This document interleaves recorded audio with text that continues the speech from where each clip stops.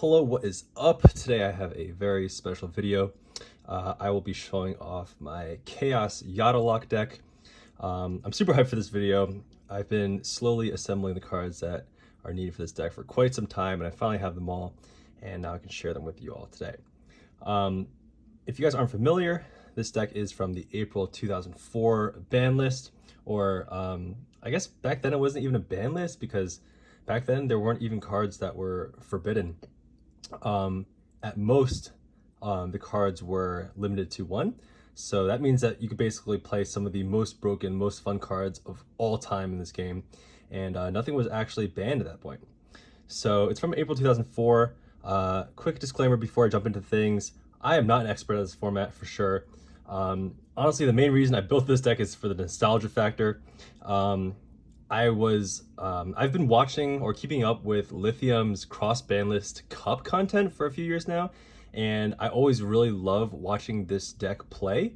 It's super fun to watch it come back from behind, and when it wins, it's really satisfying. So that's what kind of inspired me to build this list. I don't really even intend to play this against other decks from the same format. If I do play this in paper, I'll probably play it against either like GOAT format decks or maybe Edison decks and kind of do the same sort of cross ban list kind of thing that Lithium does. And to that point, like you'll notice in the deck, some of the choices are interesting because again, I don't plan to play this against other April 2004 decks. So some of the choices are with that in mind. If I were going to do that, I'd probably make some small tweaks, which I'll talk about in a little bit. But with that, let's get right into the list. You have some of the craziest boss monsters of all time. You have Blackluster Soldier, Chaos Emperor Dragon, and Yata, of course, which is the namesake of this deck. BLS, amazing card, 3k body, either banish one or attack twice. Chaos Emperor Dragon, I'm not sure if you guys know what this does. This is an older card which has been banned for like the majority of Yu-Gi-Oh's existence, whereas BLS has, come back off the ban list. But what it does is it's also a chaos monster, so you need a light in the dark in the grave to banish, similar to BLS, except its effect is you can pay 1,000 life points and send all cards in both players' hands and both players' field to the graveyard, and then you inflict 300 points of damage to your opponent for each card sent that way. So this is really like a closer card. You usually go for Game Shot when you have this card. And keep in mind that back when this format existed, you do have priority. Players have priority. So that means that the turn player has priority to activate an ignition effect. So when you summon a card, the turn player who summons it has the priority to activate the effect. That means that if your opponent responds with something like Torrential or Bottomless or something like that, if you activate their effect of these cards, they will still resolve. The only way to stop it is if your opponent actually negates the summon with like a Solemn Judgment or something. So keep that in mind. Very powerful cards. And then you also have Yata. This is a spirit monster. If you don't know what this does, what it does is, well, all spirits, if they're face up on your side of the field by the end phase, they will return back to your hand. And this card, when it inflicts damage to your opponent's life points, your opponent skips their next draw phase. So the main combo that you're trying to aim for in this deck is to clear their hand and their field with Chaos Emperor, and then attack them with Yata. Next turn, well, at the end of your turn, this will bounce back to your hand, and your opponent will skip the draw phase, and next turn you could do the same thing, and you basically have won from there. Assuming that they don't have anything in the grave to stop you. Okay, two more boss monsters. I have a Dark Magician of Chaos, Demok, as well as Jinzo. Not everyone plays Demok, but I think this is just such a cool card, and it's, one of my top 5 favorite cards of all time in this game. And also because this deck, you're playing so many of the most broken spell cards in the game, so its recursion effect is really nice. Jinzo, I'll explain this a little bit more later, but basically I wanted another tribute monster that was 1 tribute. Demok is obviously 2 tributes, so I wanted to have a monster that I could tribute with just 1. Moving on to the normal summons, you have 3 DD Warrior Lady. These are just good light monsters. They're very versatile. You can obviously, use them for defense or offense. You can use them to get rid of your opponents like Sangin or Witch of the Black Forest and not have them gain their effect. So it's just a very nice, versatile level 4 light monster. A couple more light monsters. You have Magician of Faiths. You could probably play one of these, to be honest, but I just like having them because, again, you're playing some of the most broken spells. In this format, you can play Sangan and Witch of the Black Forest. Witch of the Black Forest is just like a more busted Sangan because you can search anything with less than 15 defense, which is like the majority of the cards that I just showed, except DD Warrior Lady and like the Chaos Monsters. But notably, Jinzo has 1500 defense. So this is indeed searchable from Witch of the Black Forest, which is pretty sick. This is partially one of the reasons why I wanted one tribute to be able to sacrifice these searchers and get their effects. Some other generic good dark monsters: Kaiku, Breaker. Probably don't need too much explaining. Spirit Reaper and Magical Scientist. Magical Scientist is a really cool card. If you don't know what it does, basically, not even once per turn, as many times as you would like, you can pay 1,000 life and special summon a fusion monster with that's less than level 6 from your extra deck. The only thing is that it cannot attack directly, but it can still attack. So you can do things like bring out a Ryu Senshi if you're afraid of your opponent's traps. You could bring out like Fiend Skull Dragon or Dark Bolter if you want to attack your opponent's effect monster. Or you can bring out like Thousand Eyes to try to steal your opponent's monsters. And again, you can bring out multiple fusions in one turn, which is pretty crazy. They just go back to the extra deck at the end of the turn. And then rounding out the monster lineup, you have Tribe and Serpent. Pretty straightforward. This is searchable off of Witch of the Black Forest, which is insane. And this is obviously searchable off of both Witch and Sangan. Okay, now the fun part, the spells. You have the Trinity from GOAT format: Pot of Greed, Graceful Charity, Delinquent Duo. Not too much to say here. And then here are like the power 2-ofs. You have two or a Regeki and Dark Hole to clear the board. You have Harpy's Feather Duster and Heavy Storm to clear back row. You have Forceful Sentry and Confiscation to rip cards out of your opponent's hand. This one sends it back to the deck. This one sends it to the grave. This one costs 1,000 life points to activate, so it's like pretty much strictly worse than this one. You could think about cutting this if you want. You have the Change of Heart effects, the Snatch Steal effects, Change of Heart and Snatch Steal, and then you have the Monster Reborn effects in the form of Monster Reborn and Premature Burial. Let's see. Going to the Spell and Trap Hate for a second. Let me clear this out. Heavy Storm, usually not included in main decks from this time period, mostly because there aren't too many traps that people play. The only traps that people usually play, there's only really like 4 of them. So most people, when playing Heavy Storm, I'm also playing 2 MST. If I were to, have this deck built actually for this format, I would probably move the Heavy to the sideboard or cut it and put in a 3rd MST. And I'll tell you why in a second. But keep in mind that I'm probably going to play this deck against other format decks. So Heavy is just such a blowout card against, some trap heavy decks. So that's why it's in here. The last 2 spells, the one-ofs, Mirage of Nightmare and Painful Choice. So Mirage of Nightmare is why you want to have 3 MSTs likely in your main deck. If you don't know what this does, what it does is during your opponent's standby phase, you draw cards until you have 4 cards in your hand. Then during your standby phase, you discard cards equal to the number of cards that you drew.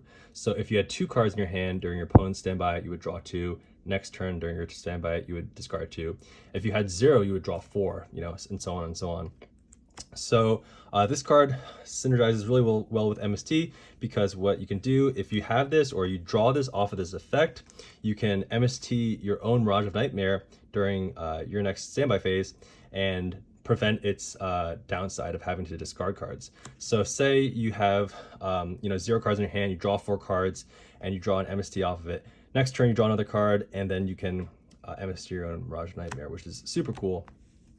Another thing with Mirage of Nightmare that is worth mentioning is that once you get Sinister Serpent going, where is it? Say you draw like 4 cards off of Nightmare. So 1, 2, 3, 4. If you have Serpent online, next turn you're going to draw a 5th card for turn and get Sinister Serpent back. So you only have to discard 4 cards at this point, and you have a chance, obviously, of discarding the Sinister Serpent. So that's pretty sweet.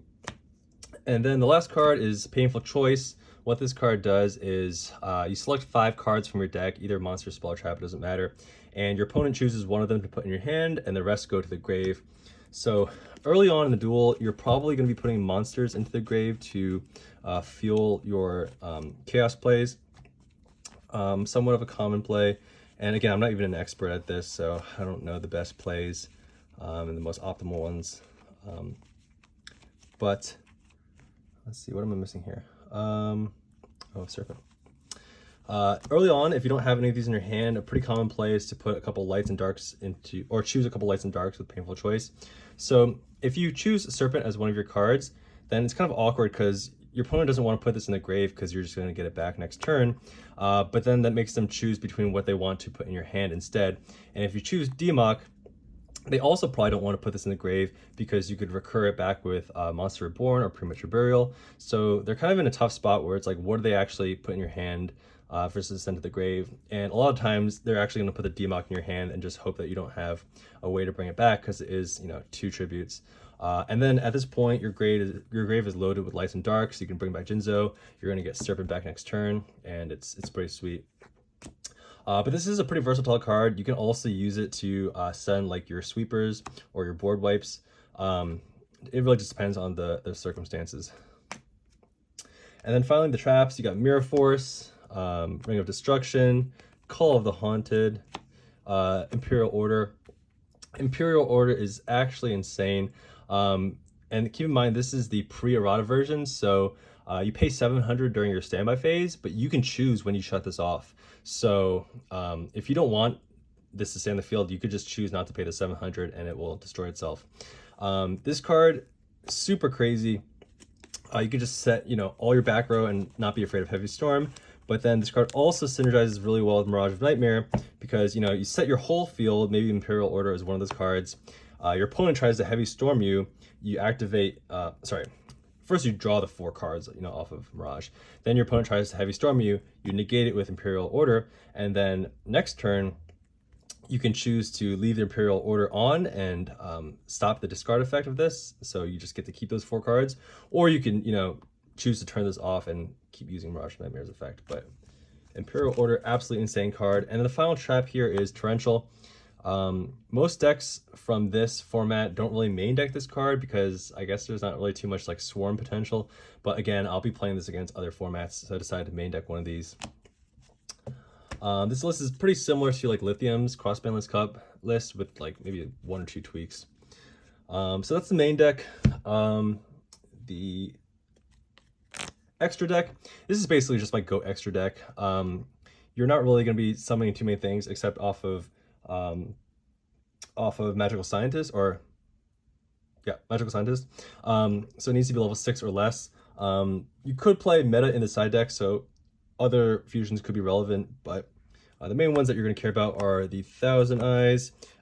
You have a Musician King as a light to put in the grave if you need to, Ryu Senshi, Dark Bolter, Fiend Skull Dragon, Dark Blade, and then these ones you don't really make too often, or you probably even can't make, to be honest. King Dragoon, Last Warrior, Twin-Headed, Gatling Dragon, Ojama King. I guess you could make this. You could also make Reaper, but it can't attack directly with Magical Scientist, and then Dark Fire, and then Dragoness is a level 3. And then finally, side deck. Okay, so I don't really know how to side deck with this deck too well. And also, like I said, since I'm going to be playing this against other decks, I'm going to want my side deck to be built to be able to take on, some slightly more modern decks. But here are just some examples of cards you can play. This isn't even really complete. It's just some ideas. You can play a Mystic Tomato or maybe multiple if your opponent is playing like a very aggro deck that's going to attack a lot. Another Kaiku. It's kind of crazy how relevant Kaiku still is, even in more new formats. Like in Edison, this is good against Vayu, or you can use it against frogs, and it could prevent your opponent from DD-crowing you, stuff like that. Fiber Jar, this is just, I don't know when I would ever really put this in, but I guess if your opponent's really relying on the grave, you could just totally reset the game. Maybe an Air Knight if you're playing against like a Go Control deck. You could play a combination of Scapegoat and Metamorphosis. Maybe you could do 2 and 2 if you want. Scapegoat just, being good to stop some OTKs, and meta, synergizing pretty well with the deck, especially because Serpent is searchable. Soul Release, definitely good against some more grave reliant decks that are newer. Maybe you could play a Nobleman too, maybe a Swords of Revealing Light. And then Magic Cylinder, I don't really know when I'd ever put this in. It's just a fun card. I would probably play, one if not two more Torrential Tributes in the side deck against decks that can swarm, especially newer decks. And then a Wabaku, you could probably play multiples of these two. Basically, you play this because Threatening Roar isn't released yet, and it could save you for some OTKs. But that is the main, extra, and side. I think maybe the last thing I'll show you, which is maybe the most important thing, is like the main combo in this deck. So the main combo that you're trying to aim for involves one of these two, this, and this. So the Super Wombo combo is that you have access to one of these two, like you have them in your hand, and you're able to summon Chaos Emperor. You summon Chaos Emperor, maybe you set the Recruiter or the Searcher, you activate its effect, wipe your field, wipe your opponent's field, everything dies, burn them for X amount of life points, and then you search out Yata with, the Sanguine or the Witch, and you attack them directly for 200. And then if they don't have a way to stop this, like with anything in the grave, anything like that, then you're basically guaranteed victory because you're just going to keep summoning this, attacking them, and denying them their draw phase every turn. So that's like why this is called a Yata lock deck. Okay, that was pretty much it. I hope you guys enjoyed. I had a lot of fun collecting these cards and building this deck. A lot of these cards are, ones that I grew up with. I've been playing this game a long time. And a lot of these cards are ones I really wanted in my childhood, but couldn't afford. And then even when I could afford them as an adult, I just never really had a, good reason to have all of these cards since most of them are banned and you can't use them anyway. But like I said, I've been following Lithium's cross-banlist cup content, and this is my favorite deck by far that he plays with there. So I got inspired to build it. But hope you guys enjoyed watching, and I hope that this was nostalgic for some of you. All right, thanks.